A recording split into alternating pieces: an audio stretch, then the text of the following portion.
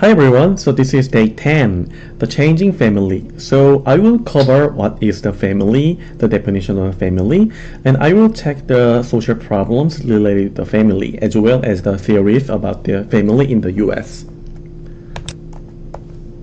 So I want to cover the overview of the family from the definition of the family or other theories of the family. So family is very commonly the social institution we can have from the birth or after the marriage or at the later life stages. So family refers to a group of the two or more people who are related by the blood, marriage, adoption, and any other mutual commitment. So and who care for one or another. So we are just covering about the family in the US, so we are not covering like a monogamy or polygamy, other things, or other things like the heterosexual or homosexual marriage, because I covered it in the two chapters before. So I just covered the family in the US, usually about the family as the heterosexual families or something, but I will not cover a lot of the differences between them. So a family is universal or the nearly universal because about every histories or every society or all other societies, we can see the form of the at least some format of the family. Family can provide very practical and emotional support for their members so that they can socialize their children. So there are many functions of the family, practically or emotionally. So in many types of the family, we can have some emotional or social or physical or other support from the family in the very normal types of family.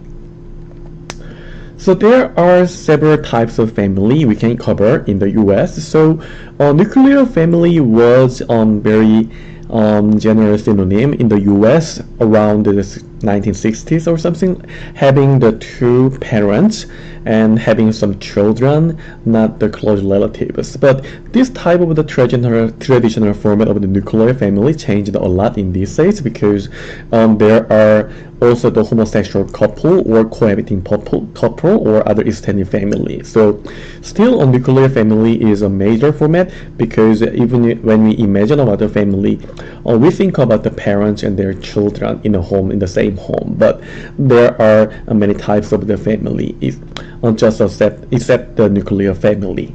So extended family refers to parents and children and other relatives. So if they live with their brothers or sisters or on the older parents, it can be the extended family. So in terms of the race and ethnicity, the nuclear family are more prevalent in the white or other races, and extended family is found more in the African Americans in the families. So there are also one parent family, it's like a single parent family. So family with only one parent, regardless of the mother or father and their children by the divorce or birth out of wedlock or widow to be a one parent single family. So there are statistics that some races, ethnicities have the higher chance of the or higher rate of the single family, usually a mother-headed family.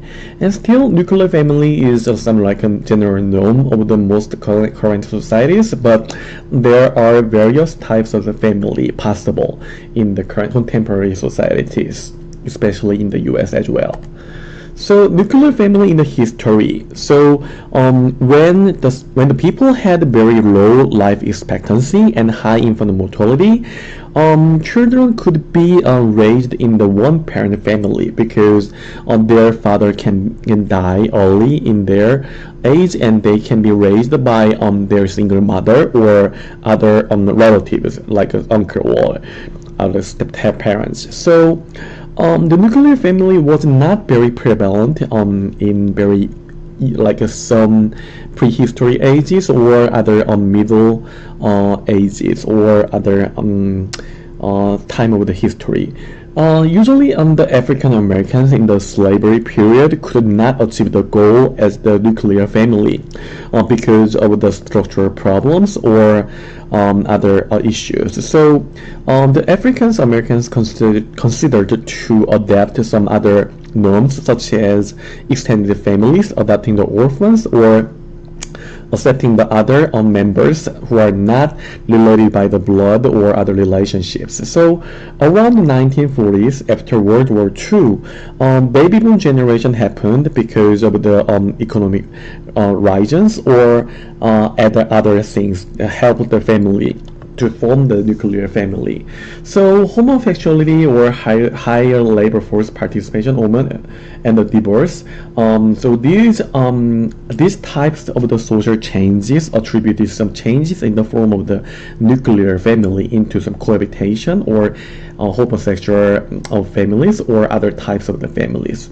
But still, a nuclear family is some general form or some majority format of the family in the U.S. So marriage and the family is still some major type of social institution from the birth and the end of life. So about 72% of American adults over 18 years old are married or even have been married, whether or not currently married or not. So the sociologist said that getting married is a way of showing their benefits or representing their successful life to their friends or their social network as the married badge. So this is kind of the achievement for the adults who can carry as a type of the social institution. However, there is like a decline trend of the family in terms of the functions or prevalence, termed as decline in family. So the rate of married Americans were 85% in 1960s, but in the recent data, only 72% of the Americans have been married or currently married. So marriage is less common where people in the lower social class, such as lower education, a lot because of their economic situation or other social conditions, or such as births or out of wedlock or other things. So marriage in the low education and social class is a social problem or some trend. So 64% of college graduates are currently married, but only 47% of the high school diploma or lower education are currently married. So you can see some lower percentage of the people who has low education stay in marriage. So there are some like a widening income gap between families of the two parents, because usually two parents family has like two earners compared with the single parent family. Usually woman-headed family only has one earner. So yeah, in the arithmetic calculation, two earners are more likely to earn more, and even in it is combined with the education issues. So highly educated people are more likely to stay in the marriage, so they can have some higher income because of their marriage and the number of the earners in the family. So there are widening income gap between the families of the two earners, I mean the two parents family and single parent family. So this is type of the perpetuating or vicious circle of the inequality issue in the U.S. because a low social class family are more likely to be maintaining their low status, because the children cannot be raised in the higher income, so they have some like a poor situation in the single parent family. So they might have lower chances of having good facilities in the schools or other institutions. So low social class may generate some like or perpetuate on their low social class for their next generations.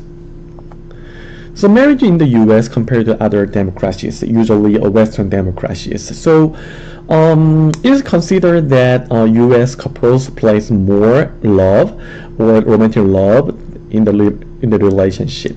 So very has higher rate of the marriage than other Western nations. So compared with the European Union, cohabitation or other social unions, so they call the marriage or cohabitation as the unions.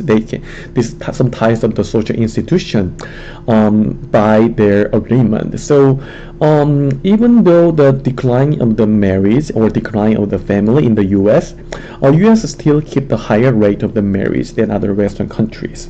However, US has a higher rate of the divorce and the remarriage. So you can see this is term of the serial monogamy, that they have some very frequent or more moves in the short-term relationships because they marry more and they divorce more. So they move on one intimate relation to another more frequently than other countries. So this type of the serial monogamy can cause some non-stable relationship or just immediate relationships. So maybe possibly impact on the children related with the others in this relationship, because children in non-stable relationship, for example, may not be very beneficial compared with the children in the very stable and very good relationship families. So this is some type of the problem in the childhood mental health in the US partially.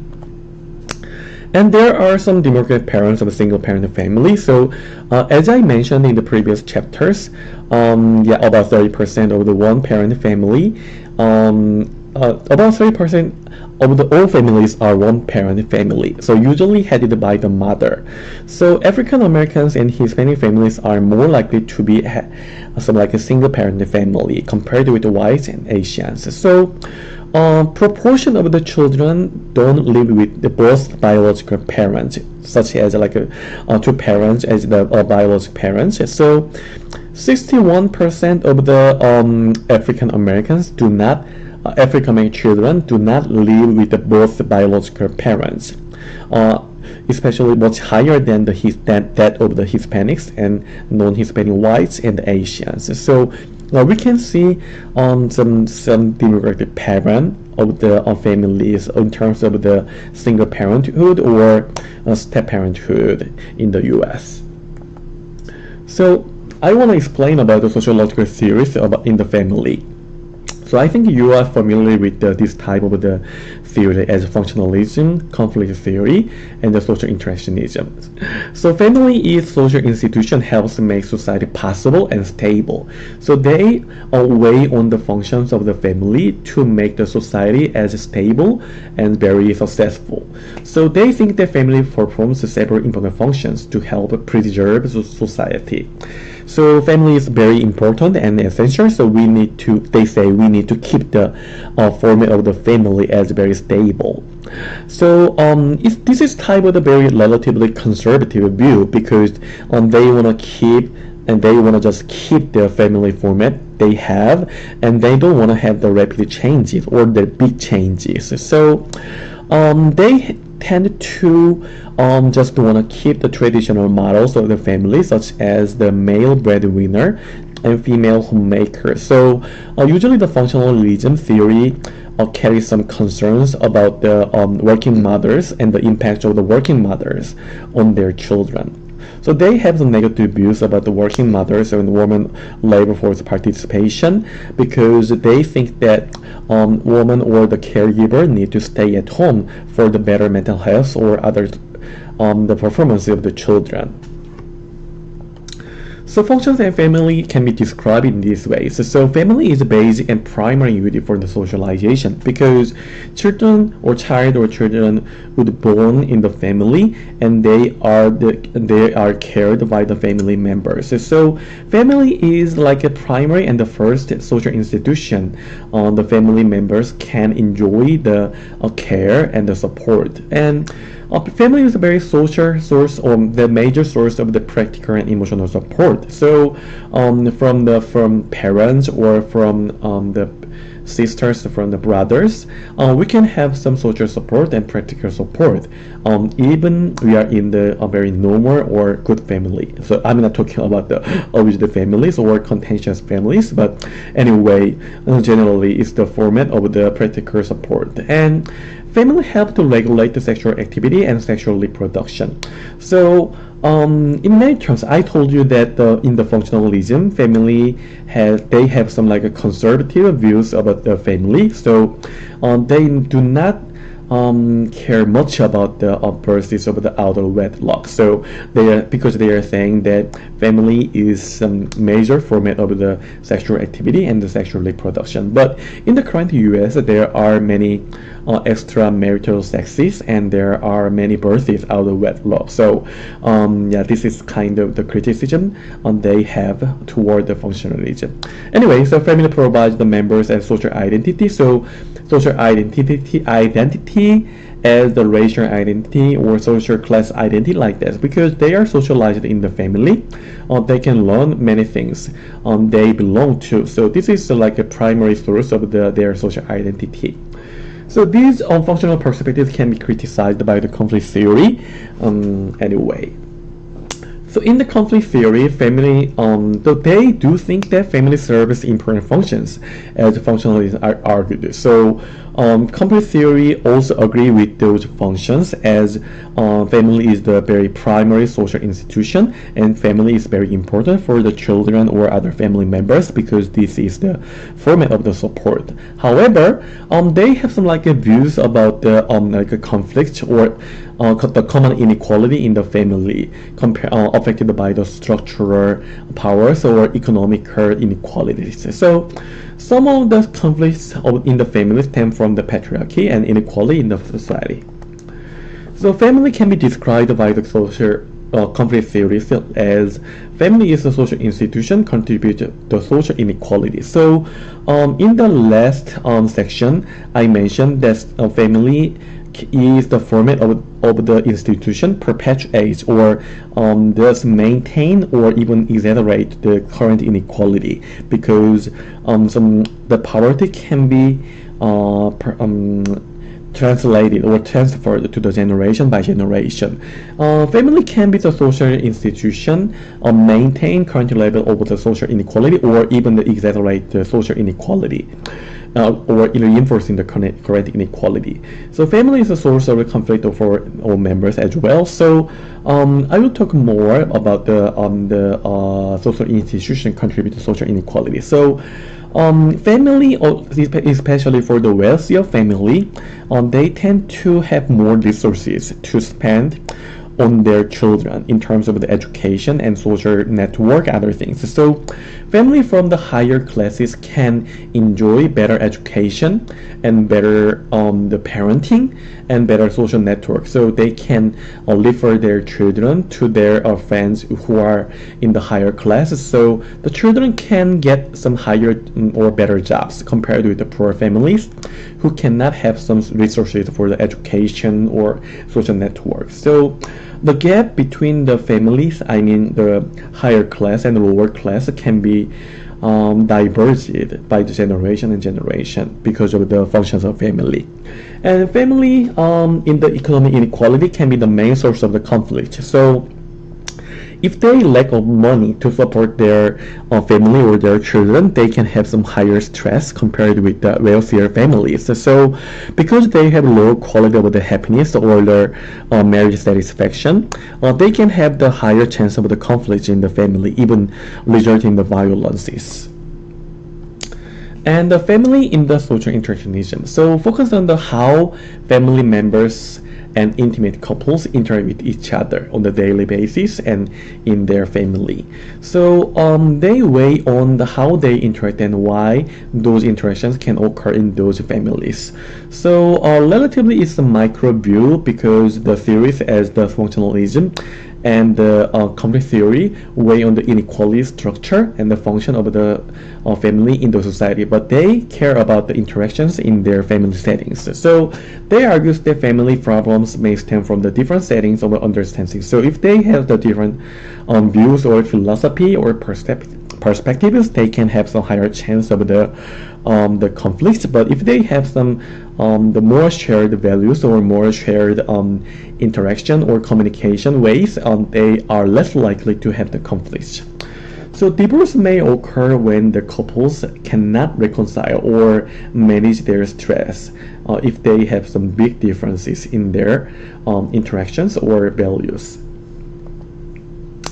So communication in the family between husband and wife is a major format of the interaction, but also there are some like parents between the children interactions. So Husbands in the middle families are more likely to express their emotions or their concerns, and they are more likely to express their loves or their acceptance to their wives. However, in the lower class, when their wives talk about their problems, the husbands are more likely to stay calm, or I mean, I'm not saying stay calm, just keep quiet, because they don't learn how to express their opinions from their parents. It's just like conformity or just obeying is the major norm or the better norm, or more like when you know in the lower class family. So they are not good at the communication compared with their counterparts in the higher class. So the lower class husband have some like a lack of the skills of the communication, so they are more likely to get divorced compared with the higher class families. And children in the middle class have some like different resources in terms of the interactions, especially in the parenting. So parents do more communications and negotiations than directions or strong words in the middle class family. However, in the working class family, parents usually use the more directive words, like just do it or just obey me, like the obey me, like the relationship between the fathers or mothers and the children. So even they do more of physical punishment to their children compared with the upper class family members. So the children in the lower class family members can earn more directive words or more aggressive words than communications or negotiation words compared with other counterparts. So these are some like a family in the social interactionism. So this is a key part of the lecture today. So social problems related with the family issues in the US. So cohabitation is one format of the family in the current US, which is the romantic relationship live together but not currently married. So in the textbook, it's just limited in the heterosexual couples in the opposite sex. But when I search the definition in the sociological articles or the other references, cohabitation does not limit in the family in the opposite sex. So I'm talking about the both opposite sex and the same-sex partners. So cohabitation has some assumption that having some relationship or having some chances to live together before the marriage, because they have to learn more before the marriage. But it's very ironic that cohabitation have some higher chance of the divorce when they marry compared with the married couple who didn't cohabit before. So there are many explanations about this irony, but individuals who want to stay in the cohabitation instead of the marriage may have some lower commitment level compared with the unmarried couples, or who want to just marry and do not cohabit. So this is type of the level of the commitment level for the cohabited couple. Partially. So married couples can have a better psychological well-being than cohabiting couples generally, and domestic violence is higher in the cohabiting couples, and the children of the cohabiting parents tend to have some lower performances. So in many cases, the cohabitation has an assumption that they do want to have some better relationship and they want to know each other better before the marriage, but there are some negative consequences in terms of the divorce or the psychological health or mental health. So the divorce is estimated that about half, 40 through 50% of the all new marriages will result in divorce in one day, in the estimation committed by the Teichmann 2008. So economic independence of a woman can explain some part of the increased divorce. So as in 1960s or 1970s, women's labor participation rate was increased a lot, and then women did not need to depend on the economic the resources based on their husband. So when they have some conflicts in the family they cannot reconcile, they didn't need to stay in that family or in that marriage. Instead they go ahead in a divorce. And divorce was not divorce in the current society, current US, divorce is not considered as a very terrible label compared with the divorce in the some decades ago. And some types of divorce can be easier became easier to obtain legally. So there are no many processes in the legal divorce compared with the decades ago. And the married couples who married in the younger age are more likely to divorce than the couple married in the older ages, as well as the lower class family. So lower class family are more likely to get divorced compared with the higher class family. So impacts of divorce are very diverse. So technically, the divorce would be not ideal sometimes, but divorce can be some alternative way if the family or the marriage is very contentious, and if the quality of the marriage is so bad. So spouses can be happier or less happier after divorce based on the timing. So right after the divorce, they can be depressed more compared with the marriage, but they can be happier. So after a while of the marriage, they can be happier because they escaped from the relationship they wanna finish. And if the divorce went well with the good processes or without some hostile relationship, they can have some higher happiness level compared with the before the divorce timing. So there are no one direction of the happiness level of the divorce, or before or after the divorce.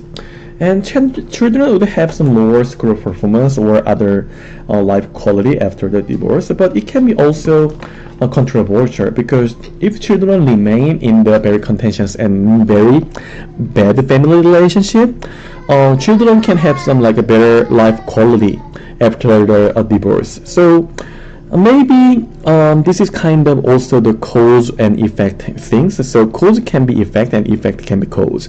So after the divorce, children in the divorced family can have lower income and lower satisfaction level of their parent, I mean a single parent. So this is not only one direction of the conclusion. So divorce can be very beneficial and also very non-beneficial for such types of families. So this is not some one conclusion for the divorce. So family conflicts before the divorce might already have the impact on the children's low performance. So it is believed that children can have lower school performance and have bad health levels. However, it may not be caused by the divorce. So before the divorce, a family can be in the very dangerous situation. So when the parents have the bad relationship, children can be damaged emotionally or physically. So that's why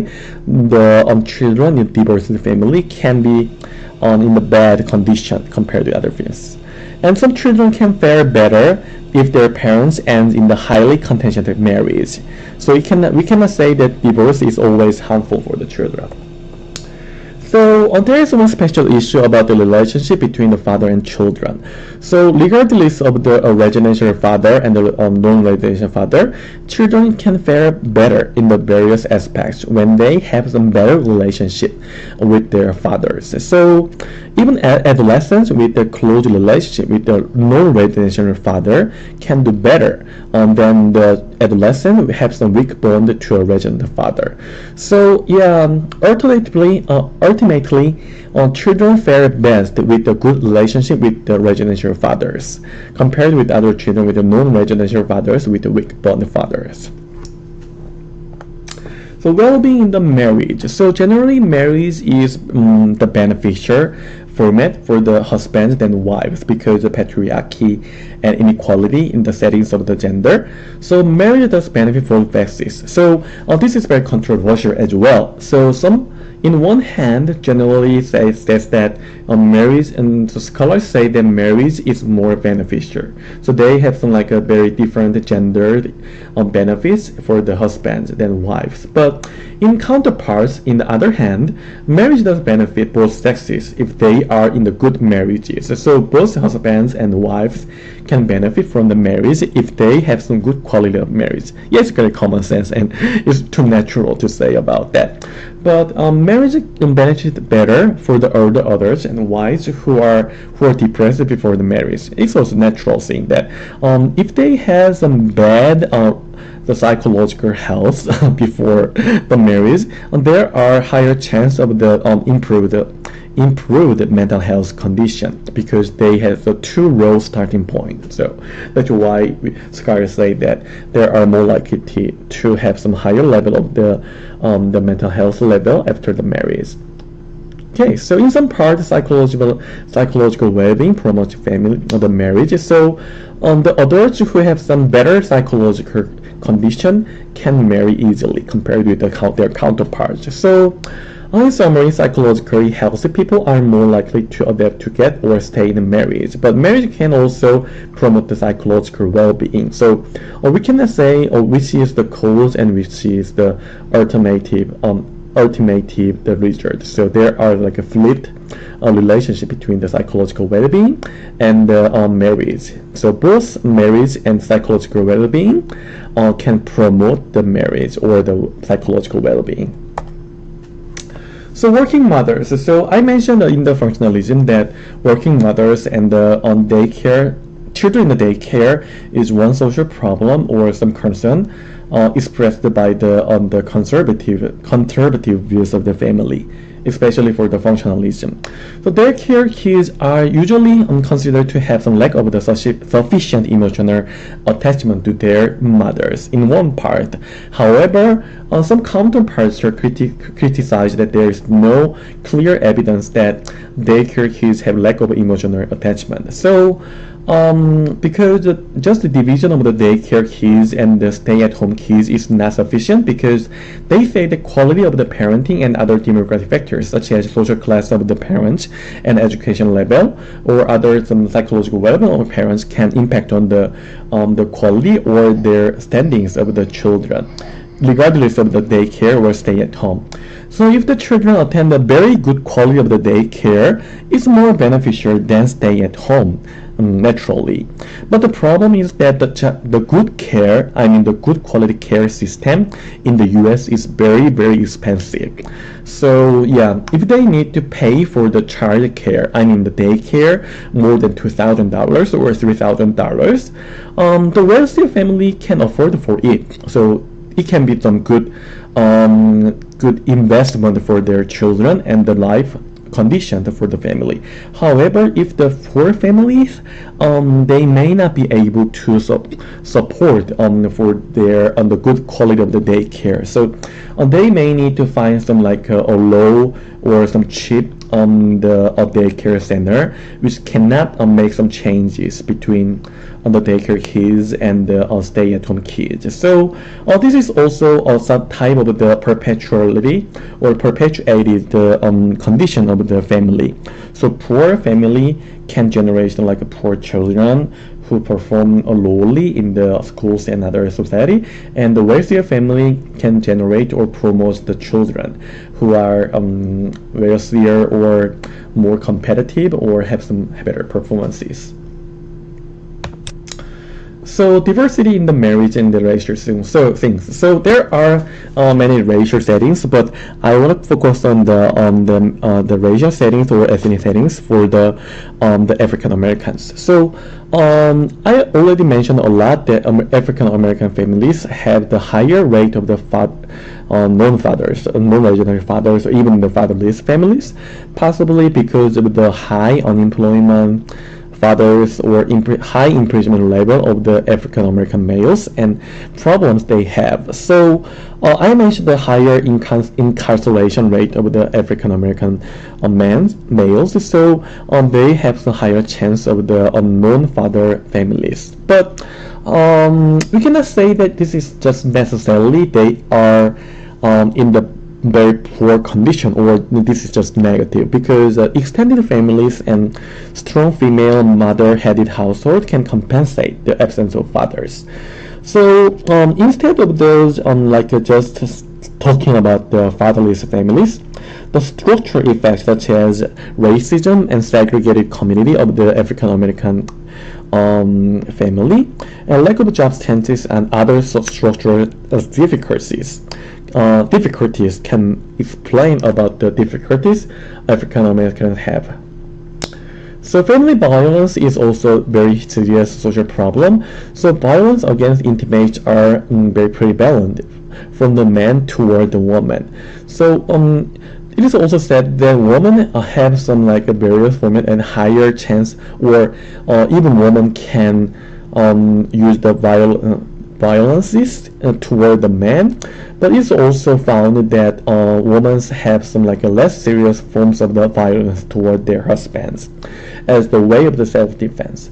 So more common in the poor families, and there are many myths that wives should obey to husbands. The wives are not leaving their family because the level of violence is very not severe. But yeah, it is myth that because woman is not leaving. It's not a reason, because a woman may not be able to find some goal because of their defense of the economic independence, or they would be very scared to report to the police or something. So these are some types of myths that increase the level of the family violence, especially in the poor families.